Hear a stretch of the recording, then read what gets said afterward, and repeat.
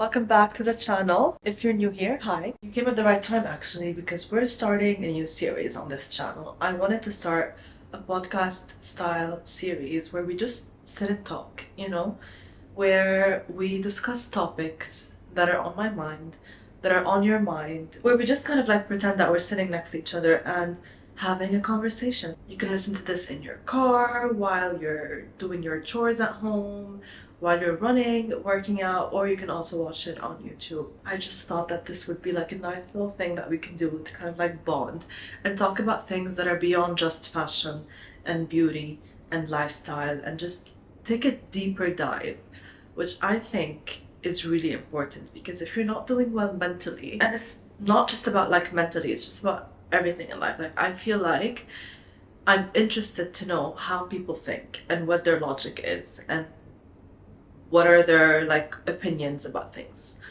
And I feel like, I would love to share how I think with you guys, and then I'd love to also know how you think about specific topics and what you think, obviously, in the comments, where we can have like conversations. So this is like a quick little intro of this new style and new format of videos. And today's topic of conversation is relationships. I put up a poll on my Instagram a few days ago, and I asked you guys to list a few questions that you had for me and list a few topics that you want me to discuss regarding relationships. So we're going to start with those, and let's begin. So the first question is, after being hurt, I lost trust in people. How to get past that and meet someone again? So this is a very complicated question, because it's something that we all go through. And by the way, guys, just a disclaimer, I have not prepared anything. Like, it's not like I have a script that I'm reading off of. Literally, I just screenshotted the questions a few days ago, and I was like, I don't want to prepare anything. I just want to sit down and just say what I really mean to say. And I want this to be like a very honest conversation. Like, I don't want it to be scripted, which is why I didn't want to like prepare anything. I'm just gonna speak my thoughts. So back to the question. So I'm gonna answer first the first part of the question, which is how to get past that. And this applies obviously to friendships. I don't know if you mean like friendships or relationships, like a love, romantic relationships, but it applies to both anyways. It is difficult, honestly, getting over someone that you love, be it a romantic relationship or a friendship or family, whatever it is. Getting over someone that you love is really, really difficult. And it requires a lot of mental strength.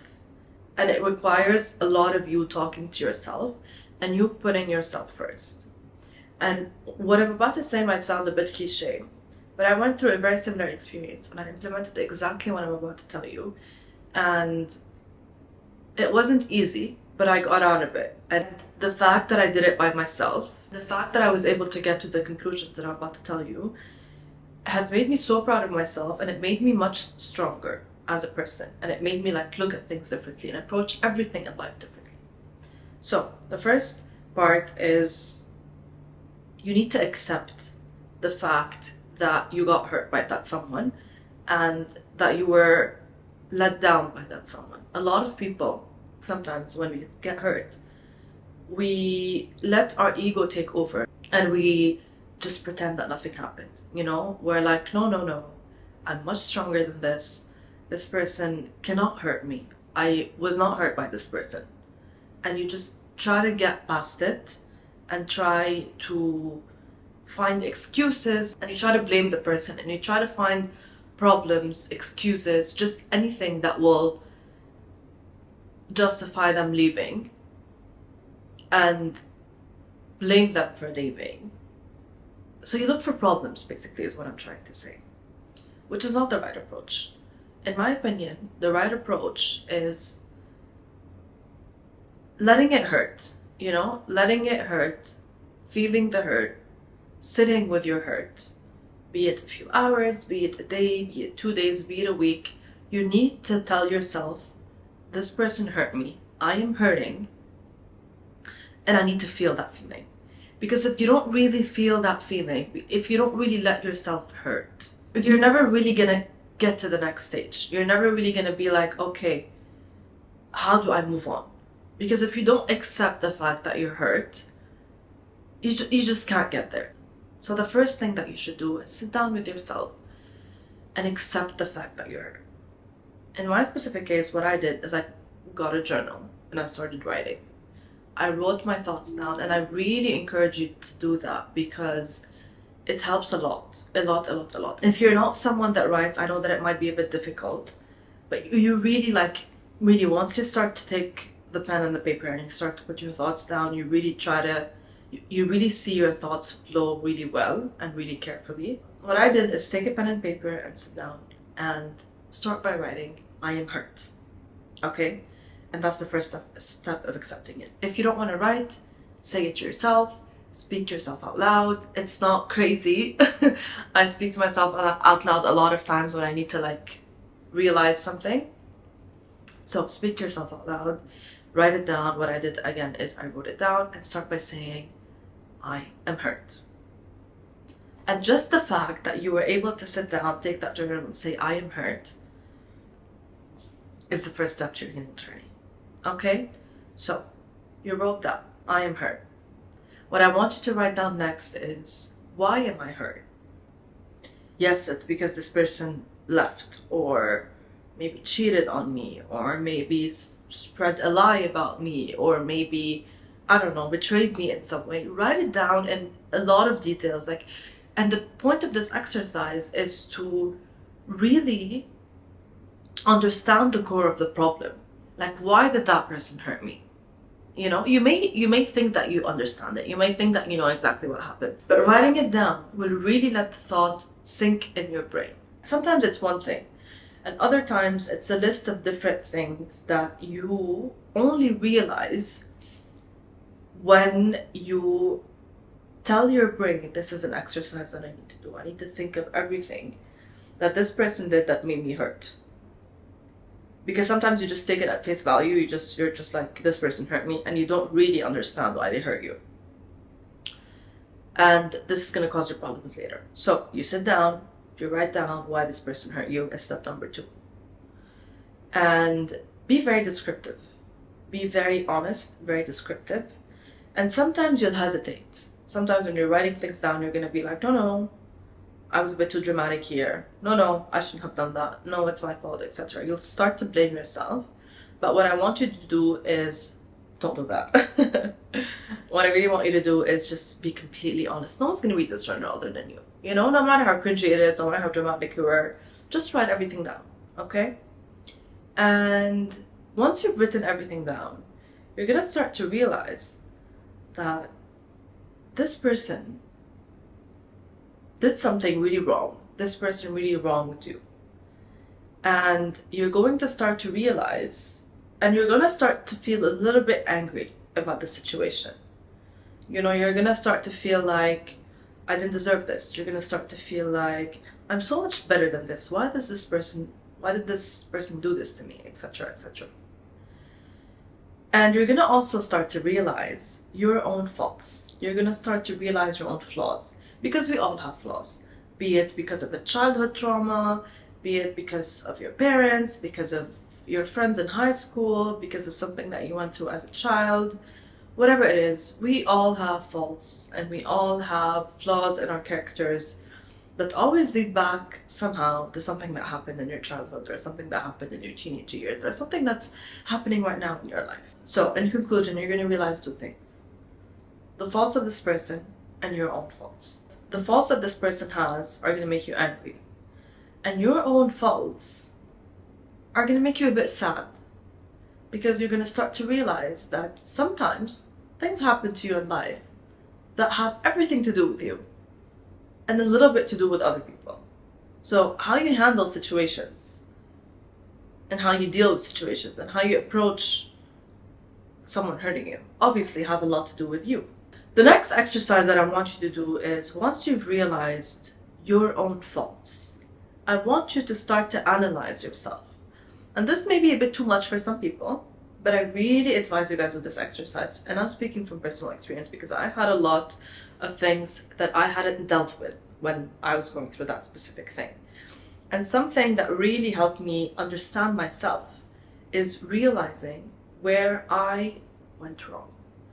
Where I went wrong with my reactions to things, where I had a hand in this person doing certain things to me, where I led them, where I drove them to hurt me, because sometimes that happens as well. So the next step that I did is I wrote down why I think I did these things. And I don't want it to make sense. Sometimes what you write down really won't make sense, and they're not supposed to make sense. I just want you to think and put your thoughts down as they are on paper. And this may not make sense, as I said, but what this is going to do is it's going to drive you to what actually makes sense. It's going to lead you to a thought that makes sense in your head. For example, I was so needy and so attached to this person to the point where I drove them away. But why was I needy and so attached in the first place? What was missing in my life? What was wrong with me? What is something that is sitting with me that I haven't dealt with, that may have had an impact on the way that I dealt with this person? This is an example of a thought process that I want you to have in your journal. And once you start answering these questions, you are going to feel so empowered, because you're going to start to understand yourself on a level that you really hadn't before. And when you start to understand yourself, you start to love yourself. And you start to feel bad for yourself. And after that, you're going to start to understand your value. You're going to start to understand that you deserve so much beyond what this person gave you and how this person treated you. Automatically, and speaking from experience, automatically, you're going to shift your focus from this person to you. You're going to stop victimizing yourself with this person and stop feeling like I was such a victim, like they hurt me. They shouldn't have done that. Like, why the hell would they wrong me? You're going to get out of that mindset and start to be like, how can I improve myself? And this right there is the first step that's going to set you free. You're going to start to feel like, what are things that I can do every day to make myself better? What are things that I can do every day to prevent this from happening again? What are things that I can do every day to attract the person that I want in my life? Read self-help books. Go to therapy if that's what you want. Write in your journal every day. Start to pay attention to your own thoughts and reactions and feelings on a daily basis beyond that person. Start to ask yourself these basic questions, and these basic questions will lead to answers about you and about yourself that are really going to help you feel better.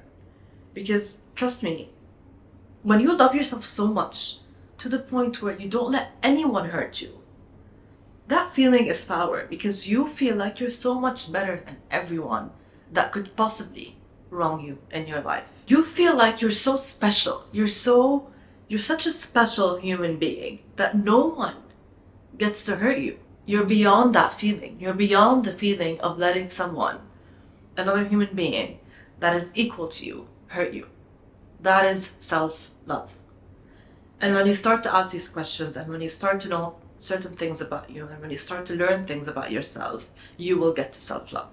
I can't make you do that. Your therapist can't make you do that. Your best friend can't make you do that. Your mother can't make you do that. The only person that's going to make you do that is yourself. You go back to the first step that I told you about. If you go back to the core, the first thing that you should have done, which is admitting that you're hurt and accepting that you're hurt, you need to keep something in mind.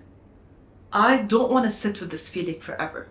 I want to feel it. I want to sit in it because it's something that I feel, and I'm not going to deny my own feelings, but at the same time, I do not want to let it define me, and I do not want to let it be a part of me. I want to feel it, I want to understand why it happened, but I want to move on from it. This is the general idea that you need to have throughout this whole process.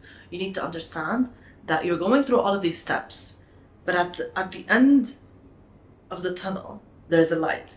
And this light is you getting over it. At the core of every breakup story, at the core of every story of loss, at the core of every story of betrayal is self-love.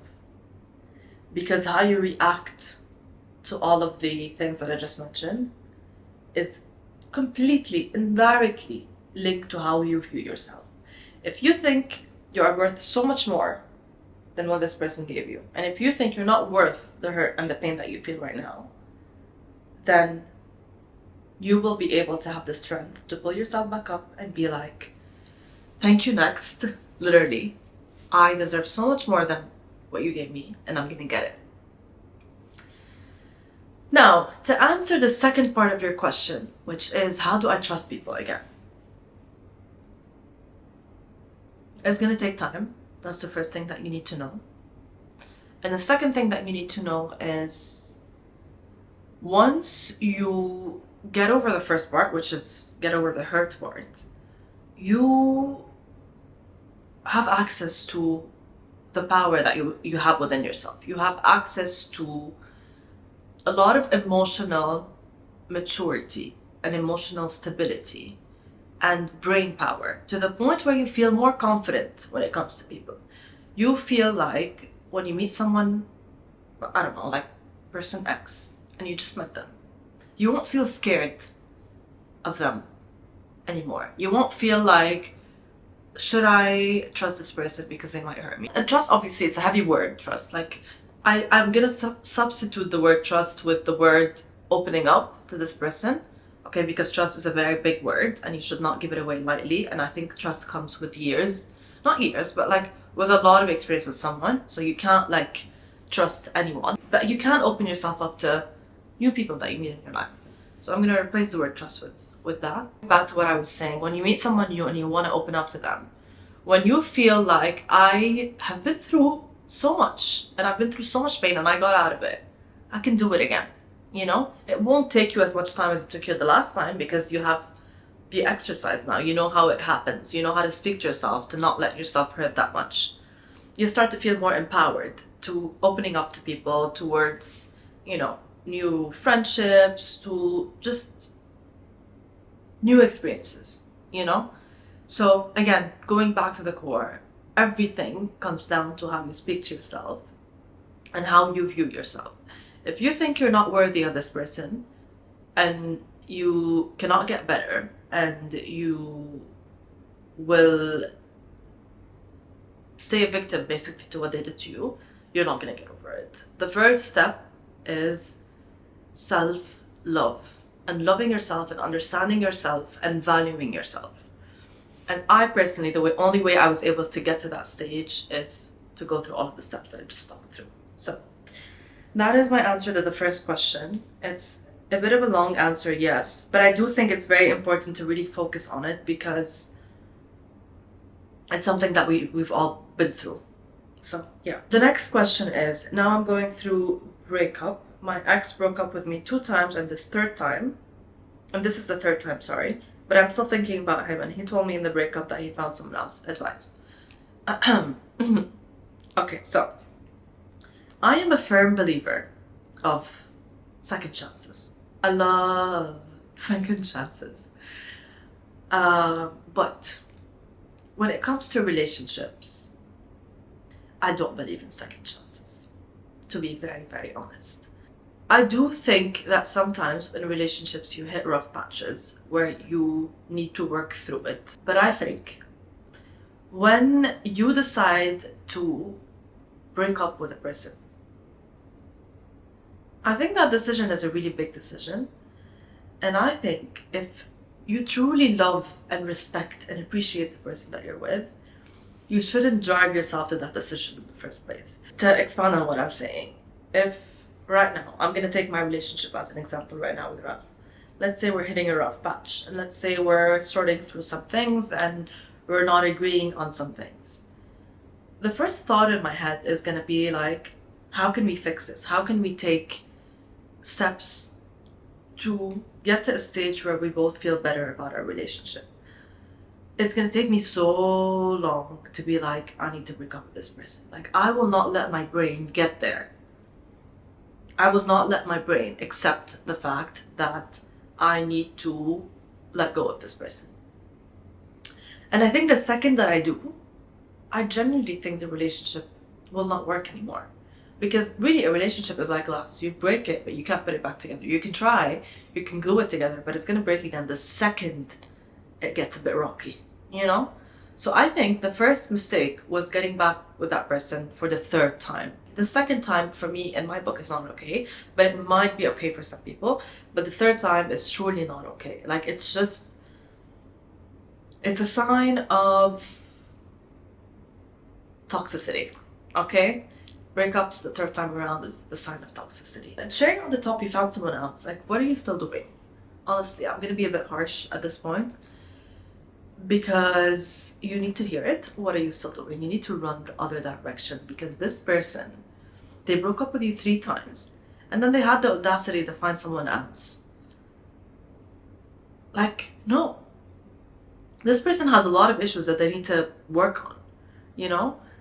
And you have a lot of issues that you need to work on because you don't value yourself to the point where you let this person shove you to the side 3 times and then the third time around tell you that they found someone better than you and someone else. That's not okay. That is not okay. You need to run the other direction and just pretend that nothing ever happened and move on. And in order for you to move on, refer to the previous question. Refer to the first part of this video because I think that's really going to help you.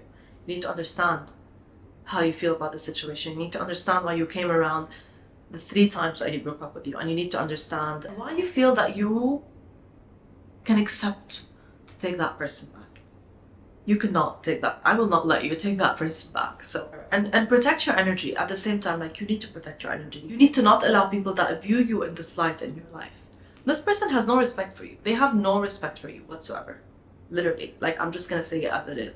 If they broke up with you the first time around and the second time around and the third time around and now they're seeing someone else and, like, honestly, they just have no respect for you. And the only way to gain your respect back is to shove them to the side as well and move on. And don't get revenge. I don't believe in revenge. I don't believe in finding someone else to make them jealous and all of these things. I believe that the biggest revenge of life, not revenge, I'm not gonna put it as revenge, but like, yeah, it is kind of like not revenge. Okay, let's call it getting back at someone for hurting you. The best thing to do is to just heal and be yourself and discover the best version of yourself and live your life. And trust me, when you start to do that, the person that hurt you, aka had no respect for you, they're gonna be like, oh, I was wrong about her. And that's, I guess, all you want to hear. So that's my view on things. Next question. Girl coworker flirting with your man. What do you do? This is a funny one because honestly, the way I see it is I would like laugh, to be honest. I would actually low-key be a bit happy because this person thinks my man is really attractive and handsome and they wish that they could have him. But I know for a fact that my man will not entertain her.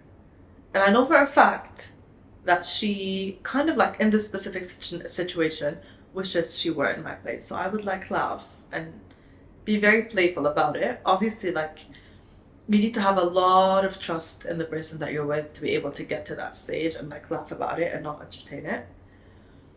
You need to trust your man, basically, is what I'm trying to say. You need to trust that he's not going to do anything about it. And if you don't trust that he's not going to do anything about it, then there's something wrong with the relationship. So, yeah. I don't know if I just opened a can of worms for you, but if you fully trust him and if you know for a fact that he like actually would move mountains for you and he would never do anything to wrong you and he would never cheat on you and he'd never like look at another woman the way he looks at you, then you have nothing to worry about because he's surely not going to entertain her. But if you think that he is the kind of person that would do something about it, obviously I would look inwards and really question why you don't trust him and ask different questions. Like, I don't think she's the problem in this specific situation. Because I'm sure a lot of men find you attractive as well. I'm sure a lot of other women find them attractive. But at the core of every relationship, you need to know for a fact that the other person's not going to do anything about people flirting with them. Because we're humans at the end of the day. You can find another person attractive. You can, think that a girl is beautiful. And you can think that a man is super handsome. But at the same time, you're not going to do anything about it. Like, obviously, there's always girls that are prettier than you. There's always men that are more handsome than your man. And it's okay to admit it. Like, sometimes I'll literally tell my husband, like, oh my gosh, she's gorgeous. Or look at what she's wearing, she's beautiful. But I only tell him that because I know for a fact that he would not do anything about it. you know? And I just feel very comfortable with talking to him about it and being very honest about it because I know that he wouldn't do anything about it. So I think this is where every relationship needs to be. I think you need to be really mature about it. And if you trust your man, don't entertain it. Honestly, it's not worth it. It's not worth your time. I don't think it's worth his time either. And if you don't trust your man and if you think he's going to do something about it, then as I said, you need to ask yourself different questions. Next question. My fiance is very gentle, but he said after marriage he doesn't want kids. He treats me really well. He's perfect, but at this point we argue always about it. First he said that he wants after we got married, and we had so much problems. He said, okay, I want to be with you, but without kids. So basically what you mean is he doesn't want kids, but you want kids. And that's why you're fighting. I'm gonna be a bit harsh with my answer because children is a very big topic. And having children is a very big responsibility. It's something that you're gonna be stuck with for the rest of your life. Not stuck with, but you know what I mean. I think this is a deal breaker. I'm sorry to say, but I think this is a really big deal breaker, specifically because you said that you're fighting about it. And I don't think you can change your mind about this sort of thing, to be very honest. I think if a specific person doesn't want kids or want kids, I think it's their right to get that. Because let's say I don't want kids, and let's say my partner really wants kids and we end up getting kids. I'm always gonna have this thought in my head, like, I didn't want this person in the first place, you know? Because having kids is the first step to a lifetime of responsibility, a lifetime of expenses, a lifetime of worry, a lifetime of also like problems, like with kids, not problems in a negative way, but I mean like you constantly have to deal with something for the rest of your life. So this is a big responsibility and a big thing to have in your life. So if you're someone that didn't want kids in the first place, you're always gonna have this thought like, I didn't want this person in the first place. Why do I have to deal with this specific situation, etc., etc. And this person, like your fiance, might be able to bury the feelings down for a year, for 2, for 3, for 5, but not for 10, not for 15, not for 20. At the end of the day, at some point in your life together, he is going to explode and stick to the original thought that he had, which was, I do not want children. So I think this is a deal breaker, babe. Honestly, I don't see a way out of it. If I were you, if I knew that this person absolutely does not want kids and I absolutely want kids, and as a woman, it's not something that you should be deprived of. I think if a woman really wants to get children, I think she should. Not just a woman, I think a man as well. Like, having children is a very basic part of life and it's a beautiful thing. It's a blessing from God. It honestly is. So I think if you're someone that really wants to get children, you need to have you need to be with the person that will give you those children and will happily raise them with you and will happily like have a happy home with you and will happily carry the responsibility equally with you. Every person deserves that. And parallel, every person deserves to live life the way that they want to live it.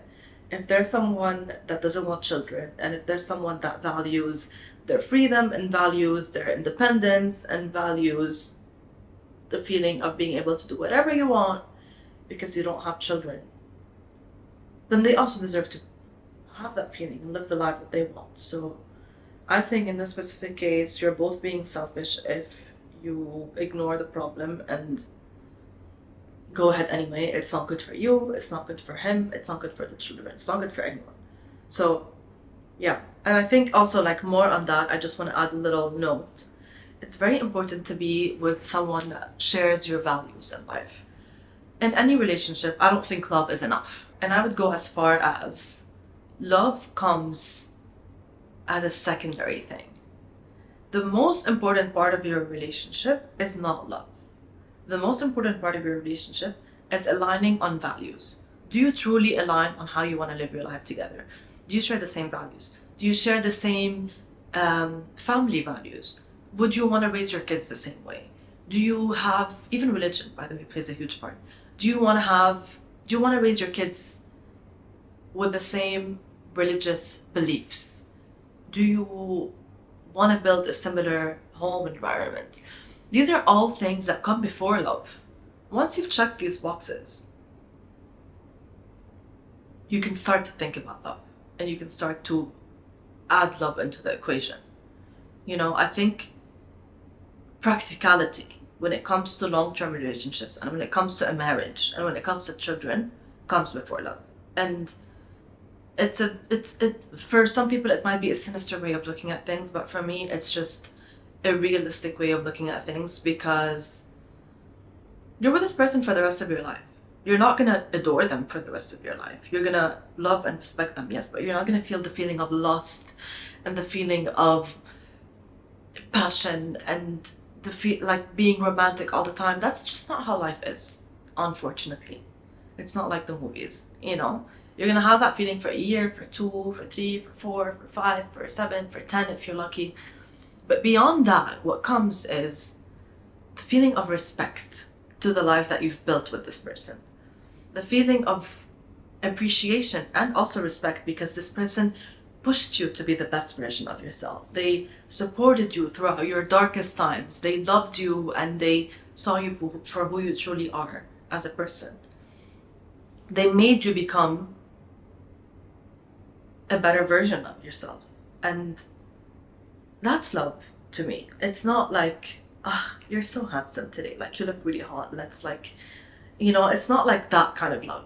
I think that's the teenage kind of love. But the adult kind of love is, how does this person make me feel when I'm with them? Do they make me feel accepted? Do they make me feel loved? Do they make me feel valued? Do they make me feel motivated? Do they make me feel ambitious? Do they support my ambitions? Your wildest thought, they should be able to accept and see as, yeah.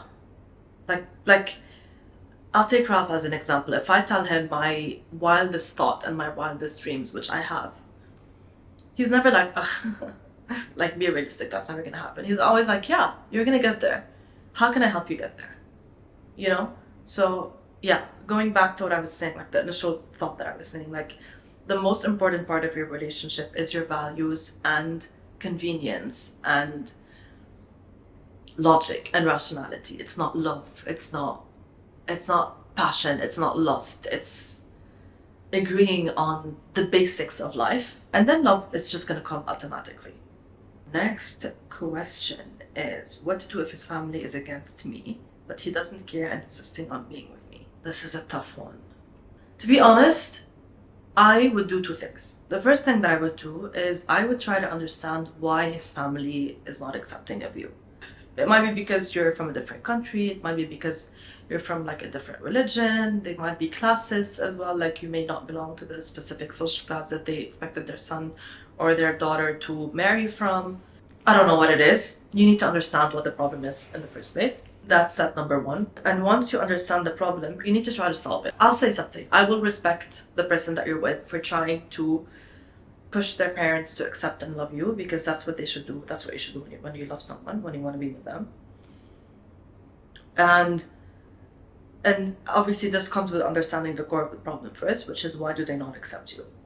But I think beyond that, like after you've spoken to them and after he's spoken to them or she's spoken to them, after you've tried to make them accept you, if they still don't accept you, if they still don't love you, and if they still don't think you're good enough for their daughter or their son, then I think run for the hills. To be very honest, I think family is a very big part of your relationship. And it's part of the values that I was mentioning earlier, that I was talking about earlier. Like, it's part of the things that you need to have in place before comes love or before comes anything else. Because contrary to what people think, when you marry someone, you also marry their family. They're going to have a huge part to play with your children. They're going to have a huge part to play with the way you approach your relationship. They're going to have a huge part to play in your life in general. I think family is really, really important, specifically if you're Arab, which obviously I am. Obviously, as Arabs, we have really big, I would say, and really strong family values. So if they don't accept you, babe, you need to be with a family that loves and adores you and values you so much. You need to be with a family that thinks that their son got lucky enough to be with you. And you need to be with a family that really and truly believes you're a special and a positive addition to them. And I'm 1,000% sure you are. But if they don't see it, then they don't deserve you. They don't deserve to have someone as great as you to accompany their son along his life. So yeah, it's a bit of a sad answer, and I feel like all my answers are sad and harsh. But I truly think that you should never settle. Like the person that you marry and the person that you're in a relationship with should 1,000% complement your life and 1,000% push you up and should 1,000% make you happy without any question marks. So I would not settle for less. Go look for someone that has a beautiful family that will accept you with open arms and that will love you and that will see you for the amazing person that you actually are. So next question, how long did it really take to get used to each other's habits? So I'm assuming this person knows that Ralph and I kind of moved in a few years ago together. We actually moved in before we got married, if you guys don't know. And the transition honestly was really great. And it was really great because of a specific thing. Ralph and I started as friends. We did not start off like directly romantically. A lot of my friends, their relationship started that way, but for him and I specifically, we're friends first. And we're not just friends, like we're really close friends. And our friendship was really light. It was based on where are we gonna go party this weekend? Where are we gonna go drink this weekend? Where are we gonna go have fun? And what fun plans are we gonna do? It was very playful that way. And both of us kind of always knew that there was something. Like I always knew that I liked this person. I remember the first thing that attracted me about Ralph was his style, because it's really hard for me to find a man's style really attractive, and his was. So we both kind of like always knew that there was something there, but we never really entertained it because as friends we worked really, really, really well. And we had a really nice group of friends that was a lot of fun, and it was just like it was working that way. Having said that, we didn't really immediately move in together. The first thing that we did was, because we lived in different homes, I had my own house, he had his own, so we would like stay at each other's houses for a night or two sometimes. Some weekends yes, some weekends no, so we kind of like phase it in and out. And because we stayed at each other's houses quite a few times, we kind of like figured out how that person lives, and we kind of like molded into one person. So by the time we moved in together, there wasn't a lot to get used to. It was just already like the job was already done. You know what I mean? But I will say something, this is a luxury. Not everyone can actually do that with the person that they're with. So having said that, I highly advise that if you cannot phase it out, travel with the person that you're with, because traveling really allows you to see different versions of that person in easy moments and in difficult moments. And number two is, when you move in with the person, you need to have an open mind. You need to fully understand that the way you used to lead your life is no longer possible, and you need to now accommodate to another person sharing your space with you. That means if they want to leave their socks on the floor, they need to understand that this is not something that you like to live with, and they need to kind of like compromise and start removing their socks off of the floor. And you need to understand that if they want to leave dirty dishes in the dishwasher and you don't, you need to turn it on, so they'll remove your socks, you'll do the dishes. It's a 50-50.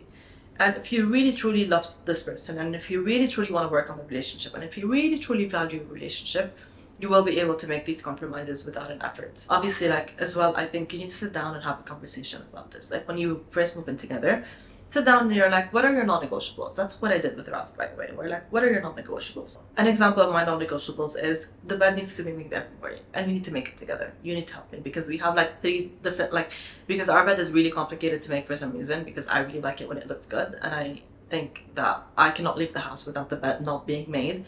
And Ralph, for example, didn't have that specific habit before. And when I was like, look, this is my non-negotiable, he was like, fine, I will help you make the bed every morning, and that's going to make you happy. So, and that's what we do. And that is what we've been doing for the last 3 years. And we've gotten to a stage now where he as well cannot leave the house if the bed is not made, and he cannot start his day if the bed is not made. So have a list of non-negotiables, your list of non-negotiables, his list of non-negotiables, and you both need to agree on all of them. And trust me, the first week or 2 or 3 might be a bit difficult to kind of adapt, but trust me, the more you do it, the more his non-negotiables are also going to become yours, and vice versa. The last question that I'm going to cover today is, would you be okay with him having a girl best friend? It depends on who the girl is.